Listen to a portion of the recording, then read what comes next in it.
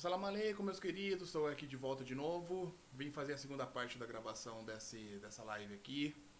E vocês já viram que só na primeira parte do vídeo o negócio já é um negócio tenso demais para poder aguentar ou pra gente acabar não perdendo o nosso réu primário, né? Mas tudo bem, vamos continuar agora a, o react aqui. E nisso vou continuar exatamente da parte onde eu parei ontem, demorou? E nesse processo expulsaram todos os judeus que viviam em Jerusalém Oriental. Então, você tinha bairros ali construídos por judeus que foram transformados em bairros árabes, expulsaram os judeus e colocaram árabes naquelas casas. Então, existe um movimento muito natural, né, de Israel de devolver essas casas aos donos originais, que são judeus.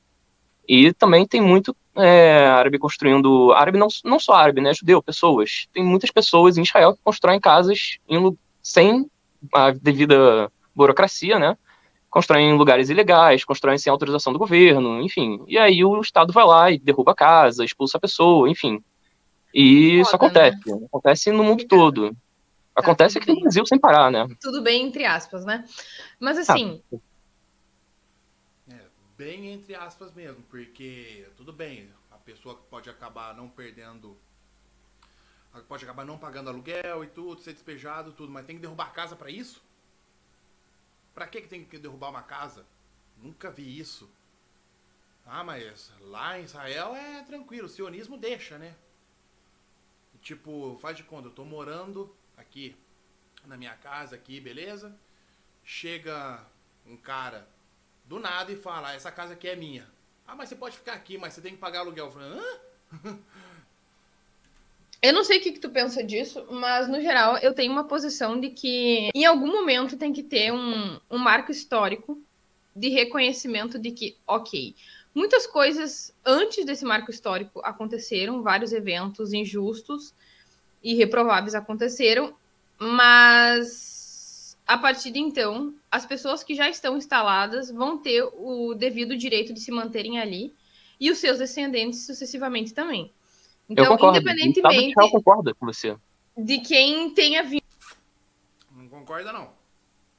Porque se concordasse, os palestinos não teriam sido expulsos das casas deles.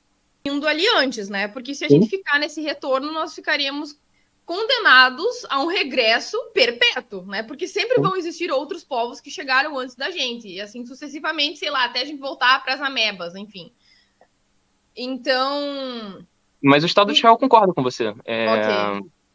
Tinha, né, fez muito alvoroço nas redes sociais o bairro de Sheikh Jarrah, né, que na verdade se chamava Shimon HaTzadik. Era um bairro judeu, construído por judeus, comprado por judeus, Uhum. que em 48 foi invadido pela Jordânia e transformaram num bairro árabe. Expulsaram os judeus e colocaram árabes ali para morar naquelas casas. E quando Israel reconquistou em 67, é, ficou com essa questão, né? Tem árabes morando em casas que são judeus. O que a gente faz? E durante 50 anos deixaram os árabes morando ali. E foi só depois de 50 anos, lá em 2000 e pouco, que eles passou é, uma decisão judicial falando que os árabes que estão morando nessas casas judeus eles têm que ou pagar aluguel ou se mudar. E teve toda aquela grande mediatização, né? E foi um caos aquilo, porque eles começaram a falar que a casa era deles, eles não iam sair, mas na verdade a casa não era deles, né? Então isso Ah, acontece. eu penso que a Hum, casa era deles. Tudo bem, invadiram no passado, mas eu penso que a partir de determinado momento a casa já se tornou deles. E aí eu penso que isso serve tanto para israelenses. Hum, cara, o cara é muito cínico. Cínico pra cacete. Santo Cristo. Quanto para palestinos. Sinto muito, NASA. Eu penso que é necessário algum tipo de marco histórico em algum momento para acabar com esse tipo de palhaçada, porque senão sempre vão vir novas gerações nessa. Ah, mas eu cheguei aqui antes. Ah, não, mas depois não cheguei aqui.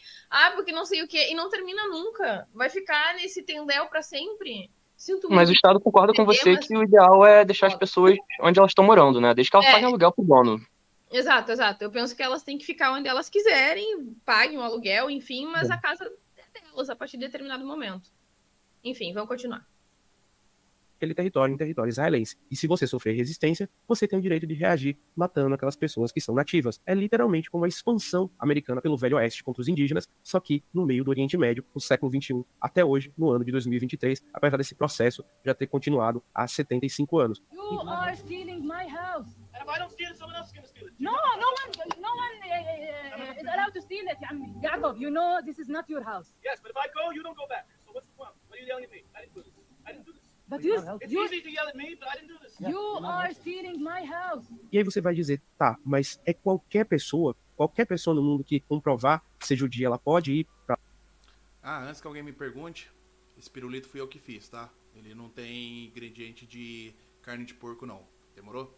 lá e fazer isso com os palestinos? Sim, no nível, inclusive, que gangues de exploração de menores, de pedofilia, pedófilos, para escapar, por exemplo, da punição nos Estados Unidos, eles aplicam o direito de retorno israelense de aliar e vão para Israel para participar da expansão colonial israelense sobre o território palestino e escapar da justiça em casa. Pessoas do crime organizado, inclusive, participam disso. Elas alegam que são judias, ou são mesmo judias que fazem esses crimes, como, por exemplo, gangues de pedofilia, e aí migram para Israel e têm direito a participar do assentamento ali no território palestino. É algo.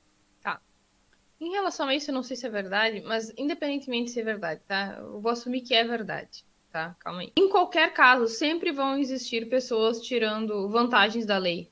Exatamente. Sempre. Então, não tem como tu desconsiderar, invalidar uma lei, a necessidade da existência dela, porque existem algumas pessoas que estão tirando vantagem dela, que estão sendo desonestas. Vou dar um exemplo, lei da Maria da Penha. Ok, vão ter mulheres que vão mentir, que vão manipular, que vão criar situações que não existiram simplesmente para tirar vantagem, para se vingar do ex-companheiro, talvez para impedir que o seu filho tenha contato com esse homem. Enfim, isso não significa que a lei da Maria da Penha seja desnecessária, que ela não seja justa. Enfim. Sobre divisão de bens, né? Enfim, sempre vão ter pessoas que vão tentar tirar vantagem. Mas enfim, Nasa, pode... Só que a Maria da Penha, sim, tem esse problema. Tudo bem. Só que na questão da Maria da Penha, mesmo que a mulher chegue lá e fale tudo, essas coisas, há uma investigação. Porque a investigação é para sempre recolhimento de provas. Ok. Procura os jornalistas palestinos para você ver o que eles estão postando literalmente todos os dias. Só procura. Se aquilo ali que eles estão postando e compartilhando para o mundo não é prova, desculpa, mas vocês estão completamente fora da casinha já, viu? Pode falar.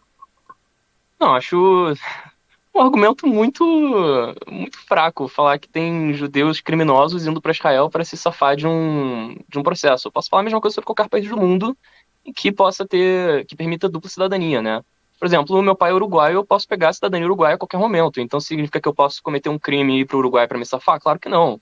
Existem leis de extradição, existe todo um processo justamente para impedir que isso aconteça, né? Então, assim, é claro que existem organizações em Israel que trabalham para impedir esse tipo de coisa, para impedir que criminosos entrem no país, né? Não é interesse de Israel receber criminosos. Pois é, isso é até meio esquisito, porque considerando que é um estado supostamente tão segregacionista, para ficar recebendo as pessoas assim indiscriminadamente é meio esquisito, mas ok. Pois é, né? Todo país é assim. Todo país olha para ver quem você é, de onde você é e tudo mais. Alfândega, inspeção e o caramba 4. Toda aquela burocracia em aeroportos e blá blá blá blá blá. Beleza. Mas acontece que é o seguinte. Israel, se você fala que você é judeu ou de judia, alguma coisa, qualquer coisa do tipo que tenha a ver com o judaísmo, tu tá garantido lá dentro. Tu tá literalmente garantido lá dentro. É tipo, não, beleza, onde que eu vou ficar? Não, qualquer coisa a gente desocupa o Palestina ali e você fica ali. É isso que eles fazem. Algo assombroso. Não é só indivíduos judeus que vão fazer parte do projeto colonialista ou indivíduos que estão querendo ir para uma terra, um lar nacional do povo judeu. É literalmente criminosos, pedófilos, assassinos, estupradores, todo tipo de gente, para fugir da justiça, por exemplo, alega ser judeu e tem o direito de Israel para participar dessa empreitada colonial, como nessa reportagem que vocês vão ver agora, que mostra inclusive a comunidade judia americana contra essa política, porque está fazendo com que vários criminosos fujam para Israel para participar do colonialismo em terras palestinas, até mesmo os convictos de crime como pedofilia, por exemplo. A CBS News investigation has uncovered a loophole that allows accused and convicted American pedophiles to escape justice by moving to Israel. So Ian Lee has been following this for more than a year, and he traveled to Israel for this investigation. He worked with a group that tracks people accused of sex crimes, which estimates dozens of Americans have used this loophole. So, he's 6'2". We are on a stakeout looking for this man, Jimmy Julius Caro, 48 years old and wanted on charges of sexually assaulting a 9-year-old girl in Israel in 2001. He's considered dangerous. But these photos are a few years old, so we don't know if he'll look the same. He remains elusive. Previous attempts to capture him have failed. Obviously, the fear that he would somehow figure out that anyone's looking for him and bolt. He just called his number. Shauna Aronson got a tip that Caro's expected at this clinic near Tel Aviv. Who's going to call? She's with JCW, Jewish Community Watch, an organization that hunts down accused pedophiles who flee to Israel from the U.S., exploiting a process called Law of Return, whereby any Jewish person can move to Israel and automatically gain citizenship. The ease with which pedophiles seem able to use this law as an escape route. Essa lei também é um obstáculo para a paz, pois ao estabelecer E aí, NASA, vai falar alguma coisa? Achei bem sensacionalista, mas enfim. Bem sensacionalista. Mano. Dezenas não é nada também. Dezenas não é nada. Tá bom. Quando você tiver uma filha, e essa tua filha for pega por um desses, Deus, por favor, me escute, mas não permito que isso aconteça. Mas caso vier a acontecer, você não vai falar dezenas não é nada. Você não vai falar. Mantenho a minha posição acerca disso. Sempre vão existir pessoas tentando tirar vantagem de alguma lei. E isso não muda o fato de que a lei é necessária ou justa. Enfim. Na verdade, o que a gente vê é que tem organizações que estão justamente lutando contra isso. Então, não é um problema que está sendo deixado de lado pelo Estado. Muito pelo contrário, né? O Estado está preocupado em não permitir que esse problema continue. O judeu da reportagem parece aquele judeu do The Big Bang Theory. Mas não tem judeu na reportagem. O único judeu aqui é o nosso amigo Nazajon. Será que ele parece do The Big Bang Theory? Ok. Só a falta o capital de Israel, Jerusalém, completa e unificada, fecha o Estado a qualquer discussão sobre o Estatuto de Jerusalém nos debates sobre negociação de paz entre israelenses e palestinos. Ao comentar sobre a nova lei em seu Instagram, em março de 2019, o primeiro-ministro de Israel, Benjamin Netanyahu, escreveu: Israel não é o Estado de todos os seus cidadãos, de acordo com a lei básica de nacionalidade que aprovamos. Israel é o Estado-nação do povo judeu e apenas dele. Ou seja, árabes podem viver em Israel, porém não são cidadãos de pleno direito. Eles apenas habitam ali e têm infinitamente direitos, vivendo como subcidadãos dentro de um Estado. E aí? Tá, e aí que essa lei não tira a cidadania de ninguém, não transforma ninguém em subcidadão. Na verdade, é uma lei simbólica, até onde eu sei, eu nunca vi nenhuma ramificação. Você pode procurar em qualquer área do direito. Não existe lei simbólica. Lei é uma regra para ser cumprida em qualquer constituição. Pode ser diferente em todos os países, mas se a Constituição tá ali, tem que ser obedecida. Lei simbólica é falar, tipo... Ah, qualquer coisa que acontecer comigo, você vai lá e mata a pessoa. Ah, não, foi simbólico isso que eu disse. Cara, não Tão legal dessa lei, até onde eu sei, é só uma lei para falar que Israel é dos judeus. E isso não significa que existam menos direitos para os árabes israelenses, mas eles continuam tendo todos os direitos. E não existe isso de cidadão e subcidadão, todo mundo é cidadão igual perante a lei israelense, não importa se você é judeu. A única lei de Israel que realmente importa você ser judeu é a lei do retorno, que não é uma lei para os cidadãos israelenses, é uma lei para quem não é cidadão. Então ela não discrimina entre cidadãos, né? Então não existe nenhuma lei em Israel que discrimina cidadãos pela etnia ou pela religião, nenhuma. Então, era isso que eu ia perguntar, se isso tinha algum tipo de respaldo prático e cotidiano na vida deles. Além desse marco simbólico. Até onde tu sabe, não. Ok. Aliás, se tem alguém aí para citar exemplos cotidianos, práticos, que realmente afetaram a vida dos palestinos a partir do reconhecimento dessa lei, seria interessante que vocês comentassem. Porque aparentemente isso é um marco simbólico. Enfim. Mas existe a possibilidade, se alguém sabe, pode comentar.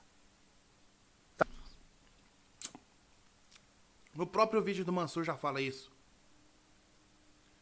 O judeu ali falando, a gente veio roubar. Se eu não roubar, outros vão roubar. Não fui eu que decidi isso. Mas é assim agora. A prova tá na tua cara, Espectro Cinza. Tá na tua cara. Vocês estão ignorando. Me desculpa, mas vocês estão ignorando. estado de apartheid social, que segrega através de muros, através de ruas, através de bairros, através de sistema de distribuição, através de várias coisas dentro desse país chamado Israel. So the Israeli military welded these Palestinian doors shut. This is welded. We actually welded shut their doors. We send Israeli soldiers to weld shut those front doors of these families while everyone else who's not a Palestinian can walk freely. This video shows what it takes for one Palestinian woman to leave her home. She climbs her roof and scales back down to the ground to exit on a back street where she is allowed to be. But if you're a Jewish settler, you can walk out in the front. You're in front of your front door. Yeah. Look at us. Not only if you're a Jewish, everyone who is not a Palestinian. امتى آخر مرة مشيتي على شارع شهداء؟ يمكن من 25 سنة 25 سنة، يعني كل يوم تطلعي عليه وممنوعة. كل ما بطلع عليه، أما هو ما شايف كان تبنى بدنا نروح مثلا هاي الكارنتينا بدنا نطعم الأولاد، أمشي هذه المسافة كلها على الكارنتينا كانت كلها فاتحة المحلات وسوق الخضرة والسيارات ما في. A lei do Estado-nação é uma conclusão lógica da lei do retorno, aprovada em 1950, que ao considerar o território Diga. Caso aí de selarem as portas, não faço ideia do que seja, nunca vi isso. O que eu gostaria de saber se ela é uma cidadã israelense ou se ela é uma palestina morando em Israel. Se ela tá numa casa que não é regular, eu não faço ideia de qual é a situação, não sei por que soldados fariam isso. Eu acho muito estranho botar um vídeo desses e não explicar o contexto também, botar só como se fosse uma maldade. Não faço ideia do que tá acontecendo nessa cena.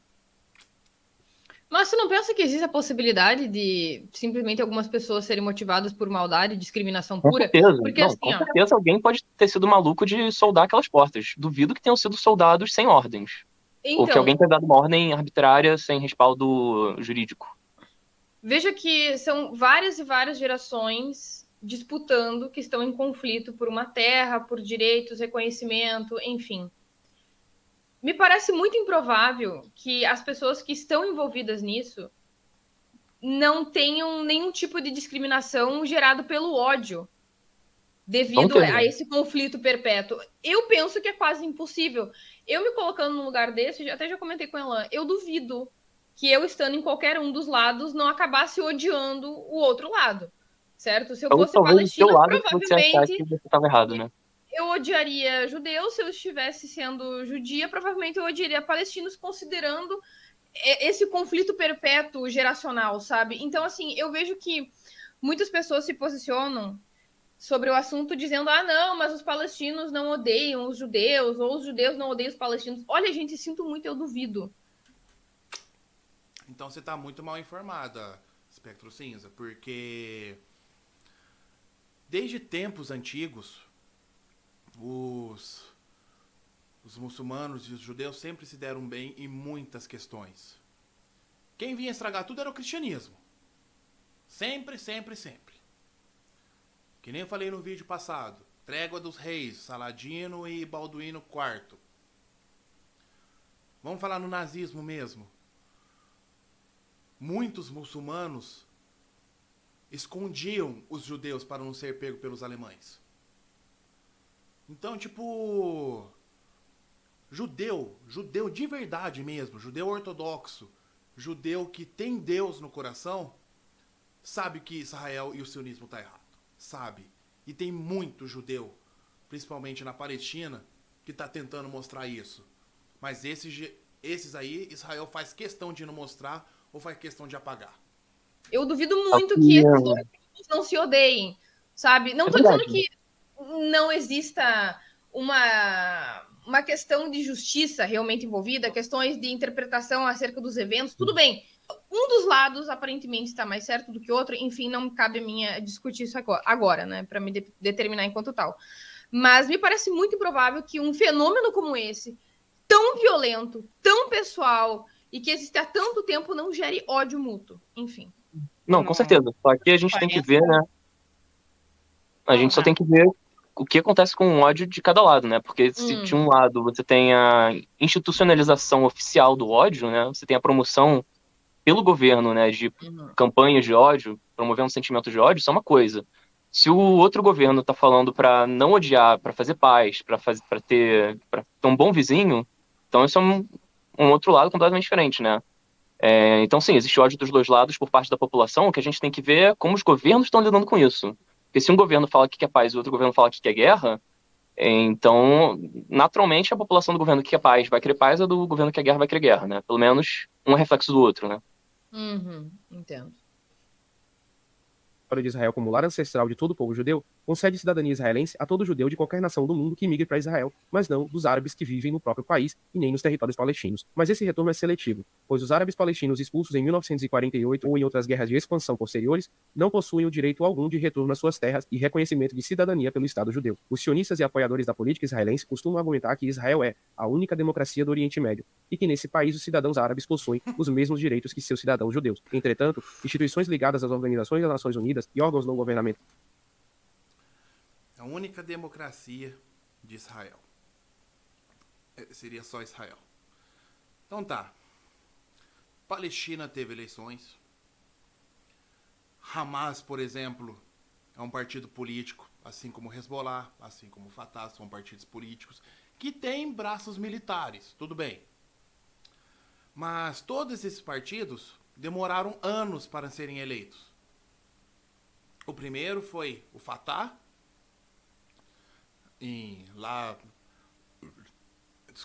na década de 50. E depois veio um pouco mais para frente, veio o Hezbollah. 1988 nasce o Hamas. E só praticamente agora, depois dos anos 2000, que o Hamas foi eleito no Congresso da Palestina. Vem falar que não é democrático? O povo que escolhe, ué. Depois eu vou contar uns segredinhos pra vocês que vão bugar a mente de vocês.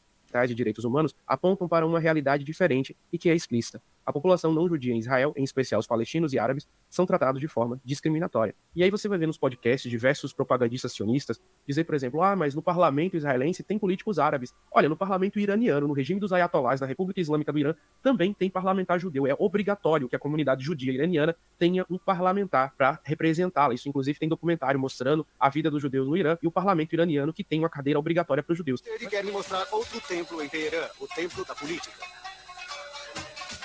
Bem-vindos ao parlamento iraniano. A Constituição aqui garante que cada minoria étnica e religiosa tenha uma cadeira no parlamento. Mercedes representa os 25 mil judeus do Irã. Aqui estou eu no parlamento iraniano e o que me surpreendeu sobre o Irã é que se trata de uma democracia.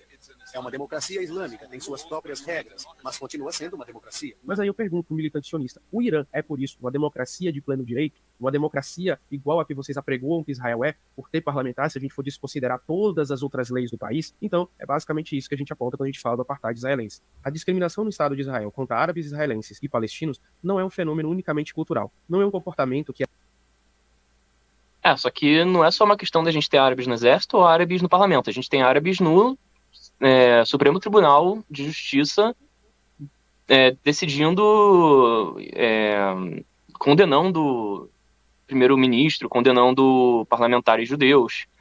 E isso não é típico de um apartheid, né? Pelo menos, assim, não é típico que num apartheid você tenha uma pessoa da etnia oprimida. Só que o apartheid não é em Israel. É na Palestina. Se bem que pra mim a Israel inteira ali pode ser pegar uma borracha, apagar do mapa o governo ali, tudo, a filosofia israelense e deixar tudo ali que seja Palestina. Mas seguindo o raciocínio do Nazajon aqui, é claro que os árabes vão julgar desse jeito as coisas, porque foi a lei que Israel criou. Se eles não fizerem desse jeito, eles não vão ficar no cargo, Simplesmente isso. É muito hipócrita isso que você tá falando. É muito cinismo também. Com poder político para condenar criminalmente uma pessoa da etnia opressora, né? Isso não é típico. Ok. Que as leis e autoridades procuram combater. É algo estabelecido pelo próprio Estado. A segregação da população não judia em Israel é amparada e fomentada na própria legislação. Essas leis e essas práticas encontram raiz na ideologia sionista e sua tendência à busca por uma superioridade racial judaica. O sionismo é uma ideologia que surgiu defendendo a criação de um Estado judeu, isto é, de um Estado-nação com fronteiras e leis delimitadas para ser habitados pelos judeus. Muitos nacionalismos do século XIX eram influenciados pelo ideal étnico e racial, mas a maioria das nações tornadas em Estado na época não criou definições de nacionalidade baseadas em etnia nas suas legislações. Então, por exemplo, apesar do Brasil ter surgido na esteira, né, da criação dos Estados-nação do século XIX em diante, você não tem, apesar da discriminação social, uma lei brasileira que diga, olha, somente os brancos, somente a raça branca é cidadã brasileira. Os negros, os pardos, as pessoas de outras nacionalidades que não são descendentes dos colonizadores portugueses, eles são pessoas, mas cidadãos de segunda classe. A gente pode fazer várias leis discriminatórias contra eles e eles não são cidadãos aqui dentro do nosso país. Mas isso acontece em Israel e você tem políticos brasileiros que apoiam o Estado de Israel, que viajam para Israel e que dizem que Israel é uma maravilha, é um país que a gente pode manter relações e estabelecer, né, constante ligação, inclusive apoio tanto político quanto ideológico quanto moral, porque é uma democracia no meio do Oriente Médio, mesmo sendo um Estado oficialmente de discriminação e segregação racial entre uma casta superior, que é a dos judeus, principalmente de judeus de origem ashkenazi, judeus europeus, e todo o resto da população que não possui os mesmos direitos, as mesmas oportunidades e o mesmo reconhecimento legal de cidadania. Os judeus eram Eu queria muito citar nome de políticos brasileiros aqui que são totalmente sionistas desse jeito, que são pessoas nojentas, pessoas asquerosas, pessoas que não têm Deus no coração, pessoas que usam do poder público para disseminar o ódio. Mas eu garanto uma coisa: são tudo aliados do governo passado. Tem vários aí, frequentemente discriminados pelo antissemitismo dos países europeus, sendo na prática tratados como cidadãos de segunda classe. O sionismo partiu de uma premissa semelhante ao buscar não mais assimilar as populações judaicas às sociedades das nações onde viviam, mas buscando a formação de um Estado-nação exclusivo para o povo judeu. Como uma ideologia surgida na Europa, o sionismo era uma corrente de judeus ocidentais com visões ocidentais sobre ciência, lei, sociedade, política e cultura. Ou seja, o que o sionismo trouxe ali para a equação da história judaica, e não só para isso, para a sociedade que eles foram estabelecendo no Estado de Israel, é pegar a experiência de segregação que os judeus sofreram na Europa ao longo da história e trazer isso para o Oriente Médio, onde você, de acordo com todos os relatos históricos, não tinha em mesma medida. O que ele tá falando é que basicamente os judeus aprenderam a ser opressores serem nazistas. Olha, meu... Você admitiu isso antes, Nazajon. Você admitiu antes. Você admitiu que essa é chamada cultura de compensação. Não vem falar merda agora. Você falou isso antes. Você falou. Meu Deus, tá. Isso aí foi muito ridículo, desculpa. Mas... Espectro Cinza, você não tá prestando atenção no que o Nazajon tá falando. Acho que ele é seu convidado aí. Não sei se você tem que tratar bem essas coisas, o caramba quadro, não sei o que tá acontecendo. Mas ele admitiu. Se você não tá prestando atenção, me desculpa, mas pega esse vídeo depois, um dia você acabar assistindo isso aqui, e volta e assiste de novo. Vê o que ele fala. Basicamente, o sionismo, na verdade, já existia há 3.000 anos, né? Porque os judeus eram um povo que vivia na Judéia, né? Judeu da Judéia. E... então, o sionismo sempre esteve ligado à religião judaica. Se você for pegar os textos judaicos, se você for pegar a Torá, se for pegar livro de reza, tá lá escrito: voltaremos para Jerusalém, Jerusalém voltará a ter um templo judaico, vamos rezar em Jerusalém, né? Tudo tá ligado à terra de Israel e Jerusalém especificamente. Israel bíblica não é Israel geográfica.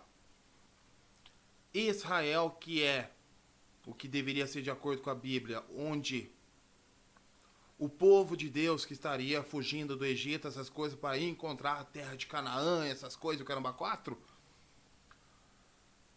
não é Israel geográfica de hoje. Não é. Agora, o sionismo, como ele está falando, realmente é um movimento muito recente do século XIX, e ele veio, sim, junto com o movimento de autodeterminação dos povos, né? Era toda uma ideia iluminista de, bom, você tem um povo, você vai ter uma terra para esse povo. E não tem nada de excepcional nesse sentido. Então, sem falar que os judeus aprenderam a oprimir com os europeus, aí já está projetando muita coisa. Mas aprenderam com os europeus. Aprenderam com os nazistas. Você disse antes, no começo da sua live, que vocês estão fazendo a cultura de compensação. Não, eu cansei de falar sobre essa parte. Eu não... Na próxima vez que ele fará isso de novo, eu só vou pausar, vou olhar pra cara de vocês. Pra vocês entenderem. Assim, considerando que seja verdade, né, que os israelenses estão realmente oprimindo, eu acho tão ridículo isso, assim. Tu já sabe mais ou menos o que eu penso, mas é uma demonização muito baixa também acerca de que somente os europeus sabem oprimir do jeito correto, assim. Só realmente eles são eficientes, eficazes e têm a malignidade original para poder ensinar isso para outros povos. Não, ninguém mais faz isso. Não são todos os europeus, mas nesse caso são ancestrais de europeus. Porque se você olhar, por exemplo, Benjamin Netanyahu, ele é filho de quê? Polonês. Se você olhar todos os sionistas em Israel, eles são descendentes de quê? Europeus. A autoridade sionista que fez o Acordo Balfour e a Resolução 181 da ONU eram todos o quê? Europeus. Outro povo tem essa capacidade, né? Sabe? Não. Pode ignorar os mongóis, a China, o Japão. Sim. Os mongóis, a China e o Japão. O cara tá querendo falar de coisa do século XI, cara. Tipo, um dia talvez eu fale sobre a expansão chinesa, essas coisas. Não sei se eu vou conseguir falar isso. O meu objetivo aqui é ser pró-Palestina, mas eu estudei bastante a história da China já também, viu, no passado. Estudei muito. Principalmente Guerra dos Três Reinos. Sei muito bem do como que a China funcionava. E também Mongólia. Tá, Mongólia foi um caso realmente muito zoado, muito tenso. Só que, cara, era a mesma época das cruzadas. Enquanto tá na Ásia, tava tendo bagunça de mongóis chegando quase na Europa e tudo, caramba, quase, tava tendo uma bagunça na Palestina também. Tipo, agora eu querer comparar mongóis com hoje, que nem você tá fazendo, não, isso sim foi ridículo. Não, são os europeus brancos, obviamente, que são dotados da malignidade original de exploração, colonização, genocídio, enfim, e que vão lá. Não são todos os brancos, mas é sempre um branco. Ensinam os outros povos bonzinhos, bem intencionados, inocentes, ingênuos. É uma infantilização, né? Nossa. Espectro Cinza, você tá sendo completamente maldosa agora. Completamente maldosa. Você fez um gesto de desonestidade intelectual agora que eu não vou conseguir nem falar nada, sabe? Não vou falar nada. Mas a questão foi o seguinte. Os maiores escravagistas que tinham no mundo foram os europeus. Desde Roma. Ok? Eram tipos diferentes de sociedades escravocratas, mas sempre teve. Sempre teve.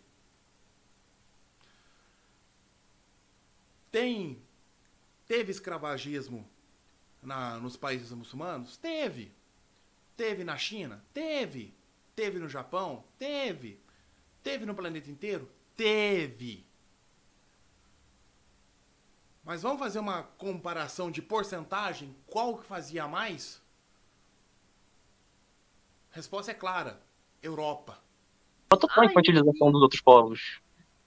Nos territórios árabes, você tinha convivência, inclusive pacífica, entre árabes e judeus no território da Palestina e em outras partes da Ásia Islâmica. Mas os judeus europeus, eles trouxeram esse conceito do que eles haviam passado ao longo dos séculos e que culminou no Holocausto nazista para o Oriente Médio e estabeleceram uma sociedade que era o racismo, só que invertido. Ao invés de serem os europeus contra os judeus, era agora dos judeus contra os árabes. Dessa forma, os sionistas absorviam grandes partes dos preconceitos etnocêntricos e racistas que eram comuns aos europeus e norte-americanos da época. Ai, nossa! Ai, gente, eu não tô acreditando.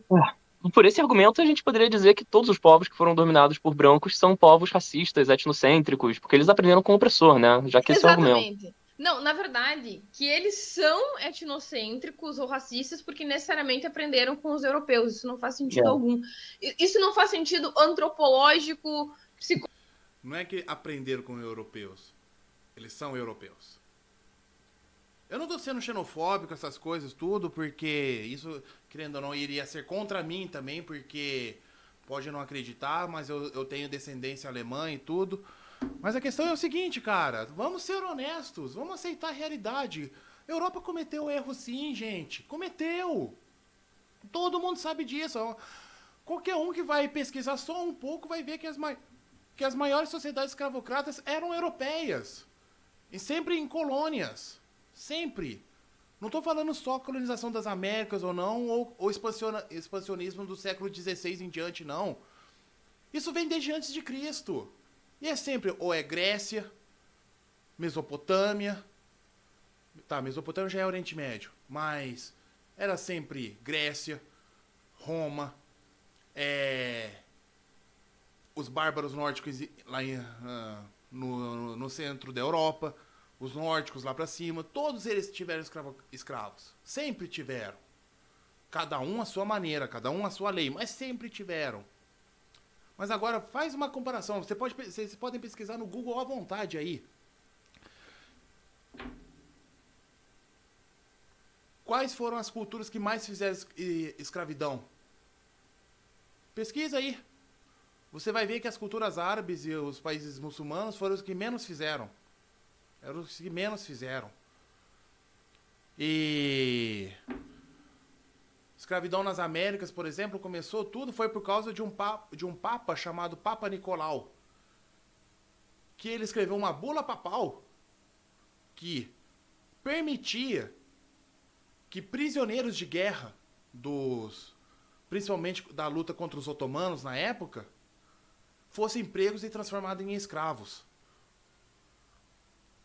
E depois, muito pouco tempo depois, ele escreveu uma segunda bula papal para confirmar a primeira bula papal. Certo? Aí como é que começou essa questão de raça, principalmente na escravidão nas Américas aqui? Porque a maioria do eurocentrismo que estava ali era branco. Então era fácil para determinar quem que era a pessoa. Ah, você é branco, você é europeu aqui e tudo, então beleza. Ah, mas aquele aqui ele é mais de cor, então com certeza é descendente dos nossos inimigos, essas coisas. Era assim que era feito. Virou uma questão racial por causa disso. Psicológico nenhum, histórico nenhum. Época sobre o Oriente. Os sionistas se viam como parte do processo colonialista ocidental na África e na Ásia. Por isso, os primeiros grandes movimentos de migração judaica para a Palestina foram de judeus ocidentais, e não das diversas populações judaicas que existiam nos continentes africano e asiático. Também é necessário frisar que havia judeus na Palestina antes das migrações sionistas, convivendo com as populações cristãs e muçulmanas locais. Grandes nomes das primeiras décadas da política israelense, como David Ben-Gurion, Abba Eban, Shimon Peres e Golda Meir, possuíam visões racistas e etnocêntricas sobre os próprios judeus. Eles viam os judeus sefarditas, ou os judeus de procedência oriental, como menos civilizados e viam a si mesmos, os judeus askenazes de cultura ocidental europeia, como defensores do modo de vida do Ocidente em meio ao Oriente, associado ao atraso e à barbárie. Eu inclusive fiz um vídeo sobre isso, sobre a história dos judeus Mizrahim, né, sobre a história dos judeus europeus, judeus árabes, judeus orientais, e como eles passaram a ser discriminados, perseguidos e sofrer de leis segregacionistas na fase inicial da construção do Estado de Israel, que vocês podem assistir depois. Nada diferente da visão que os colonizadores europeus tinham dos povos africanos e asiáticos que dominavam, ou como os americanos enxergavam as populações indígenas que expropriaram e exterminaram na conquista do Oeste. Se os judeus estabeleceram segregação entre os próprios judeus, como poderia ser diferente com os não-judeus? A segregação é... Tá, gente, eu vou me explicar, tá, em relação aos deboches que eu tava fazendo, porque é o seguinte. Foi muito maldoso aqueles deboches. Foi extremamente maldoso. Mas vamos lá, vamos ver o que ela vai falar. Eu não sei como é que vocês tendem a interpretar o desenvolvimento, a trajetória da história da humanidade até aqui, tá? Porque por milênios, em 4 cantos, entre aspas, da Terra, houveram povos em disputa de recurso, de terra, de fêmeas e de poder e de riqueza, ok? E sucessivamente um povo explorou, colonizou, expulsou, trucidou, genocidou um ao outro, certo? E isso foi sucessivo, em que são vários povos disputando sob as mesmas regras, entre aspas. Todos eles acreditando na própria superioridade moral, religiosa, tecnológica. A questão é que, contingencialmente, uns povos foram melhores, mais eficientes e eficazes de sobrepujar outros, certo? Então, considerando que são vários povos disputando sob as mesmas regras e fazendo o que provavelmente o outro também faria, na minha percepção, não faz tanto sentido ter essa posição moralizadora acerca de quem venceu, porque se não tivesse sido o povo X, o povo Y teria vencido e teria feito a mesma coisa, se não pior. Cristo Redentor. Tá. O que a falta de pesquisa e a falta de estudo e a falta de correr atrás de verdade faz com o julgamento das pessoas? Abra o Google aí. Vocês vão ver, eu vou falar números aqui agora. Qual que é o investimento do governo americano na NASA por ano? A NASA recebe do governo americano um investimento de 20 bilhões de dólares por ano. 20 bilhões, anota esse número. Enquanto os assuntos bélicos dos Estados Unidos são 700 bilhões. Beleza? 140% a mais. Agora procura aí. PIB de Israel. Vocês vão achar um número aproximado de 448 bilhões de dólares. Israel possui uma lei que 10% tem que ir para assuntos bélicos. Caso vocês não saibam, Israel é o segundo país mais armado do mundo. Beleza. Isso dá mais ou menos 44 bilhões de dólares só para assuntos bélicos. Agora pesquisa o PIB da Palestina. Quanto? 18 bilhões. A Palestina é mais pobre que a NASA. Então, nessa história, o significado da palavra intifada é justamente a resistência de tentar usar pedras e paus contra tanques, mísseis, metralhadoras e armas de fogo. Israel quer achar que tá certa. Sério, tipo... Isso não é uma guerra. Isso já passou do significado da palavra guerra. Isso é um massacre. Isso é um genocídio. Isso são atitudes sangrentas. Sem pensar nas consequências. Mas qual que é a diferença do passado e agora? Agora está sendo televisionado. É um nazismo sendo televisionado. Então, eu tendo a enxergar que os vencedores desse mundo são porque são por inúmeras razões contingenciais.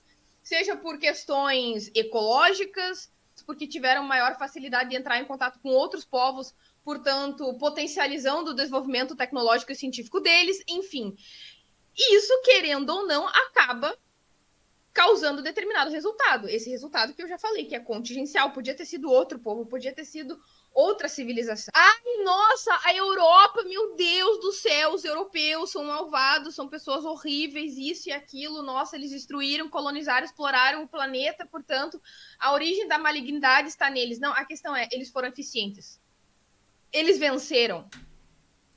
Só porque eles foram eficientes e venceram, quer dizer que são bonzinhos? Quer dizer que são bons?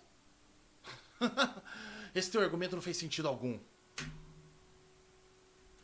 Eles foram melhores, eles foram mais eficazes, eles desenvolveram uma tecnologia melhor, eles industrializaram a exploração e a escravização, que inclusive era muito mais antiga.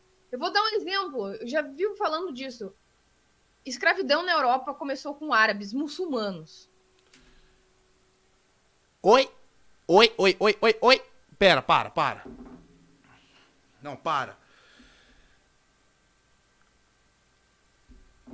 Para nós muçulmanos, hoje estamos em 1445. É o nosso calendário. 1445 anos atrás foi quando o islamismo começou a se espalhar. Foi através de um cara lá que eu não lembro agora o nome. Mas foi isso. Isso foi a mais ou menos anos 600, perto dos anos 700 depois de Cristo. Antes de Cristo, tinha o que? Roma, Grécia, os povos nórdicos, os povos dos centrais da Europa, que todos já faziam escravidão. Meu Deus, nossa, tipo... Fugiu da escola? Não sei, parece que fez questão de querer pular essa parte. Se não me engano, uns 300, 400 anos dos europeus começarem a traficar africanos para as Américas. E assim... É, aquele famoso caso do tipo, vou começar a assistir Game of Thrones da 6ª temporada e eu vou achar que o Rei Joffrey é bom. Sim.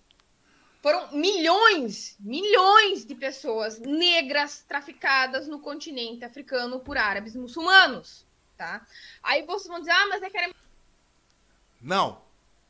Não foram árabes muçulmanos.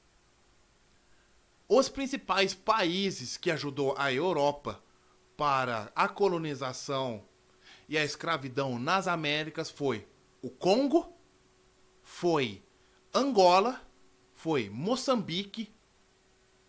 Foram esses 3 principais países. Nigéria também.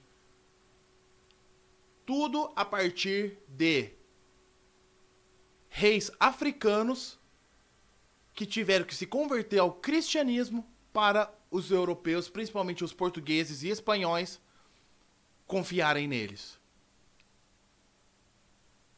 E se caso vocês estão duvidando disso, essas coisas, pega o principal antagonista do Mansur Peixoto agora, em mente, que é o Thiago Braga. Ele mesmo fala isso. Ele mesmo mostra documentos e tudo mais. A escravidão doméstica. Gente, inclusive essa atividade ela se tornou lucrativa e muito mais comum graças a esse tipo de prática muçulmana árabe, tá?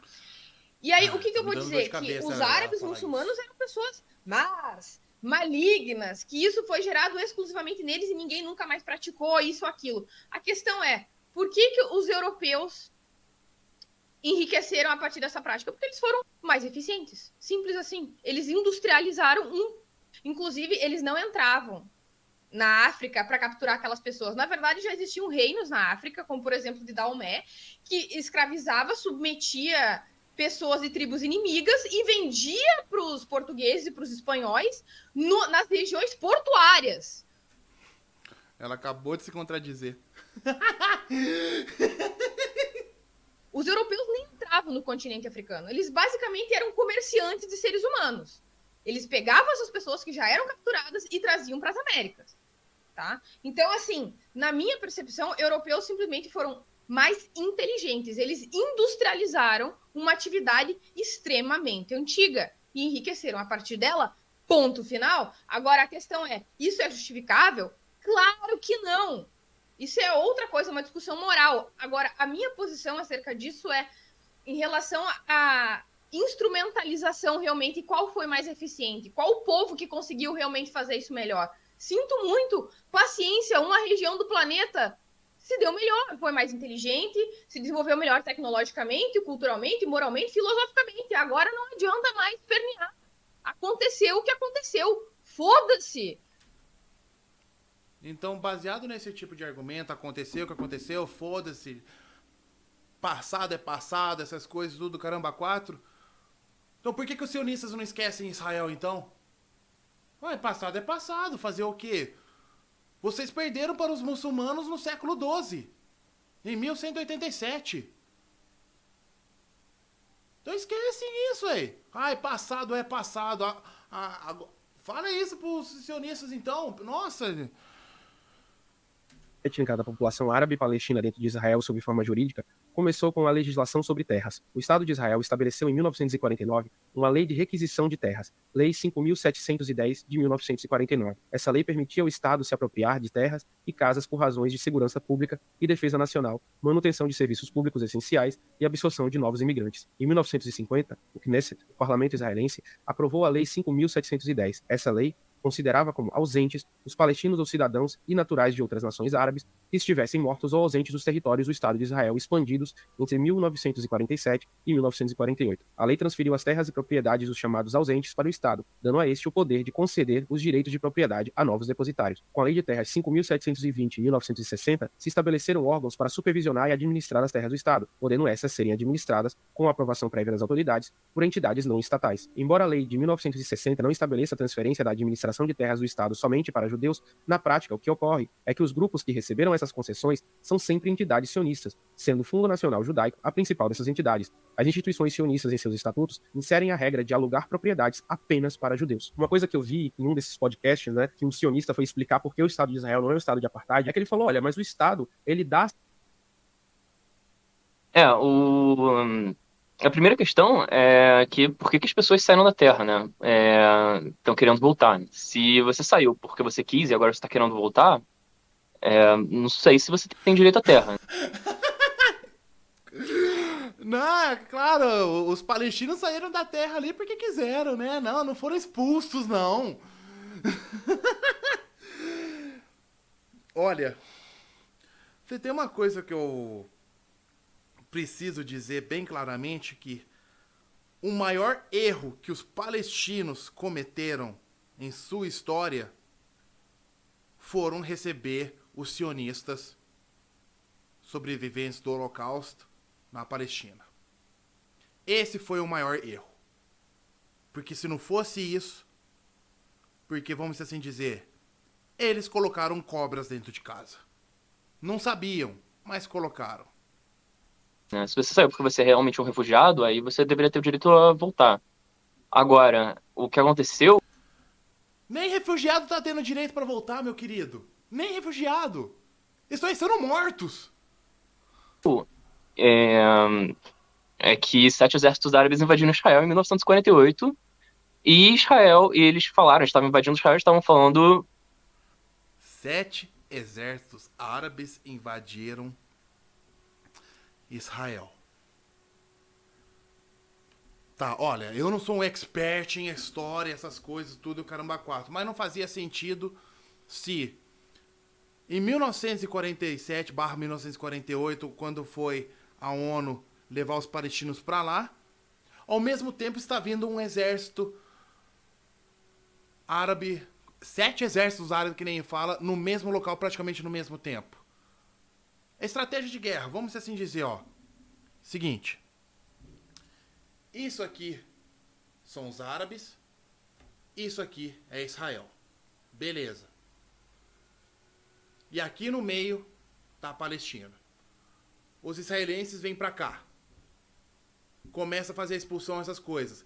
Ao mesmo tempo, 7 exércitos árabes estão vindo para invadir Israel. Você acha que esses 7 exércitos árabes não iam fazer alguma coisa contra Israel que estava expulsando os palestinos? Não faz sentido algum!